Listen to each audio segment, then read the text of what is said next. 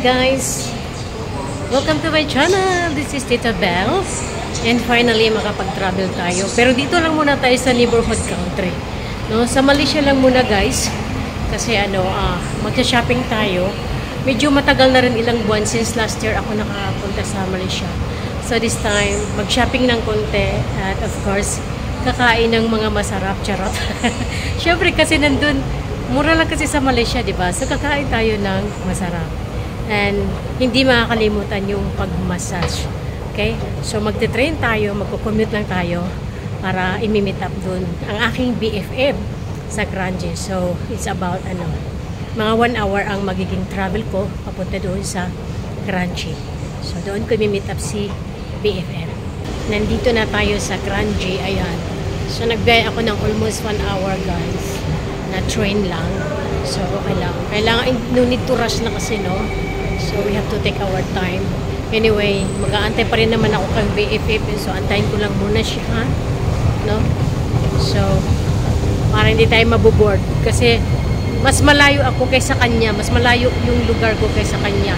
Siya naman medyo malapit lang naman. So no worries. Antayin ko lang siya dito. Hala guys, ang dami mga Singaporean na pupunta ng ng Malaysia, oh.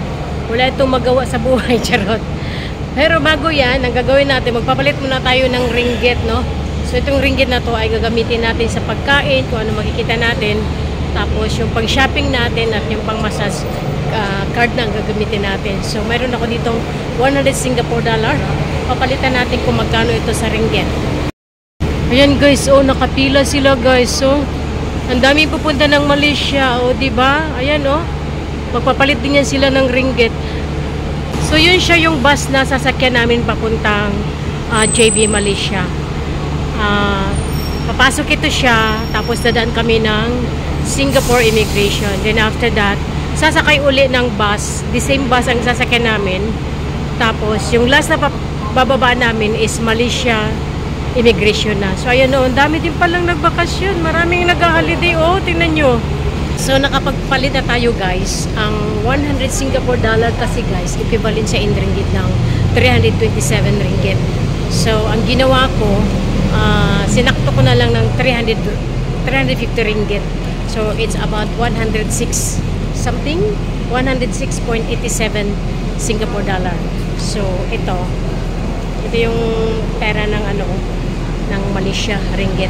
So, pag kinulang tayo, kasi meron pa naman ako dito ibang mga ringgit na almost 100 ringgit. So, just nice lang ito para sa pagkain, kung ano makikita. Pag shopping naman natin, ay gagamitin natin yung card. Ang pang-massage natin, gagamitin din natin ang card. But in case na short tayo. Pero, hindi ko alam kung kukulangin ako dito. Pag kinulang, so meron tayong standby. O, diba? You just imagine, ang ating 100 Singapore dollar, 300 plus ringgit na siya. Oh. Diba, marami na tayong magagawa dyan guys. Kaya tingnan nyo karamihan ng mga Singaporean. Lalo na pag weekend. No? Mas preparado nilang pumunta ng Malaysia kasi yung 100 Singapore dollar mo, marami ka nang magagawa. Samantalang yung 100 Singapore dollar mo dito sa Singapore, isang araw mo lang gagastusin yan. Hala guys, grabe ang pila guys. Oh. Ayan oh, parang train. So, ang daming magbabakasyon. Oh, tingnan nyo. Maaga pa naman, no? Ang daming magbabakasyon. Pero, hindi naman ito na maya-maya mayroon naman siyang bus na dumarating. Ayan, no? Kahit galing Malaysia din, guys. Ay. So, dito lang muna ako sa waiting area mag-aantay kay BFF, no?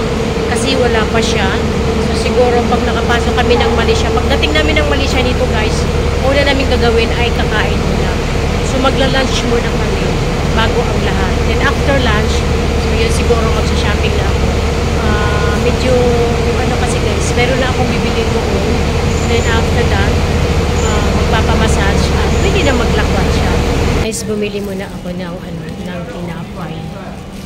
Bumili muna ako ng cheese bun. Nagutom na ako guys, wala pa kasi si BFF. Hindi ako pwede magutom guys. So kailangan on time yung pagkain ko. Kahit kunti lang basta dapat on time. So ito bumili ako. Okay lang, bali, na ito mamaya eh. Late lunch na ito pagdating namin doon sa sa Malaysia. Cheese bun. Cheese bun siya guys. Sa wakas, dumating na rin si BF guys. dumating na rin si BFF. So, ayun, nagpapalit ko muna siya ng, ng ringgit. So, antayin ko muna siya para mag-board kami ng bus.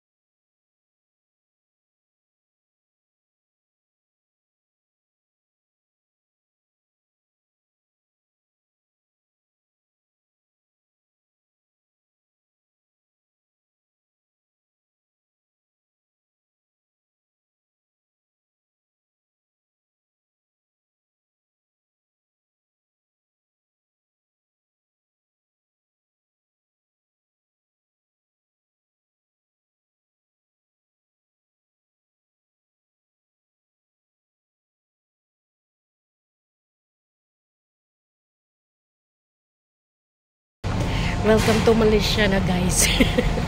Grabe yung biyahe namin, ang tagal. Ticket counter. Intercity. O, pwede na rin pala ditong bumili ng ticket papuntang Kuala Lumpur City. Ayan, o. Yun. Kakain muna kami. Kasi nagusla na. Ang mumura dito ng property, o. Pag may pera ka lang naman, bili ka na lang. Dito ka na mag-invest, guys. Kasi ang sarap ng bilihan dito ng mga kondo. Ayan, maraming pera si BFF. Oh. Nag-i-inquire siya kung anong requirements kung mag-i-invest. O bibili dito ng kondo. Ayan, o.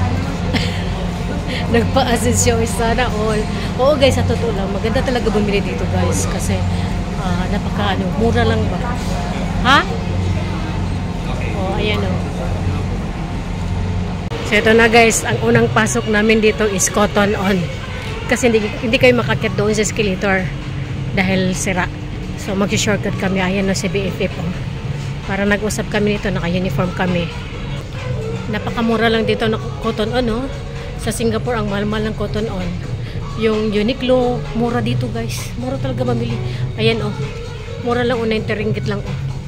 90 ringgit lang siya. Oh. Ayan. Para yung pang-exercise mas, no? Oh, 90 ringgit lang, oh. Oh, magkano lang sa... Mahal pa rin. Pero ang kapal ng kanyang quality. Ayan, oh. Makapal yung quality. Din Tai Fung. Nakain kami ng dim sum. Yan. May iba naman. Kasi mura lang ditong dito. Mura lang ang Din Tai Fung nila, guys. Nung minsan kumain kami sa Singapore, diba? Ang mahal-mahal. So, dito kakain kami. Mag-antay daw ng matagal. 30 minutes. Nung gabi na yun, parang sa taas yun. Akit kami. Ano ba tong floor? O, ayun. Meron din kaming kinainan nung pumunta kami dito na Japanese food siya na pwede siyang steamboat. So, titingnan namin, hanapin namin yung lugar na yun. Para akong ngungu, guys, no? Kasi parang may lagnat ako sa loob, guys. Diyan na lang, oh, yung suki namin. Masarap din ang pagkain yan, guys. Masarap ang lugaw dyan. Yun. Yan, nagpila na siya. Hindi masyadong mahaba ang pila. Kain tayo ng lugaw. Ayan, oh, congee. So, ayan. Nakita mo? I-on ko ulit. The dessert later, the dessert later you serve every one time 1 hour. Okay? Ayan. Dessert actually later than this. Ayan. Congee yan siya, guys. Mas merong tea. Meron pang iba, guys. Isa mamaya. Ayan, chicken feet. Oy, chicken feet. Meron din siyang bago. Kainan. Umuusok pa. May dessert pa. Alis na sana kami guys, meron pa pala kaming dessert. No. Hindi ba namin nakain? Sayang. No, kainin mo na yan. Busog na ako. Kaya nga. Tapos na kaming kumain. Lusog-busog guys. Pero sobrang busog ko guys, para akong inaantok. Okay, so magpapatuno kami ng aming kinain. So nandun si BFF nagbayad ng aming bills. Pag kaming magkasama, alam nyo na. So kain na kain dito, kain doon. So walang sawang pagkain. Kasi nga, mura lang talaga ang pagkain dito. So ngayon ay mamimili muna ako guys. And then after that, mamimili as usual, magpapamassage. So, titingin tayo doon. Bababa kami dito. So, dito muna magtatapos ang ating vlog. No, kasi medyo mahaba na. At maraming salamat. Mahal na Panginoon at pwede na ako mag-travel. So, soon, doon naman tayo sa Pinas. Thank you so much for watching. This is Isabel. Bye for now.